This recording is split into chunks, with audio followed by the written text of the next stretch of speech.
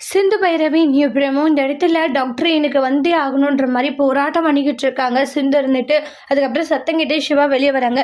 சிந்து எதுக்காக இப்படி போராட்டம் பண்ணிக்கிட்டு இருக்க? நான் உள்ள விட சொன்னேன், இந்த செக்யூரிட்டி உள்ள விடலை, அதனால தானே இப்படி பண்ணிக்கிட்டு இருக்கு. செக்யூரிட்டி ஏன் இப்படி பண்ணிக்கிட்டு இருக்கீங்க? உள்ள விடலாம்லன்றாங்க. சார் இந்த மேடம் தான் உள்ள விடக்கூடாதுன்னு ஸ்னேகாவை சொல்றாங்க. இல்லை நீ முக்கியமான இதில் இருந்த இல்லையா சிவா, அதனால தான்றாங்க. சும்மா தேவையில்லாத பிரச்சனை பண்ணிட்டு இருக்கா, இவ்வளோ பார்த்தா நீ டென்ஷன் ஆக வந்தா நான் உள்ள விட சொல்லலைன்ற மாதிரி சொல்லிக்கிட்டு இருக்காங்க. உள்ள வா அப்படின்ட்டு உள்ள கூட்டிட்டு போயிட்டு பயங்கரமா கேபின்ல திட்டிக்கிட்டு இருக்காங்க. கொஞ்சம் கூட மேனேஜ் இல்லையா, எப்ப பார்த்தாலே போராட்டத்துல இறங்குறேன்றாங்க. நீங்க வீட்டுக்கு வரதில்லைன்னு ஒரு வார்த்தையாச்சும் சொல்லியிருந்தா நான் ஏன் இப்படி பண்ண போறேன்ற மாதிரி சொல்றாங்க.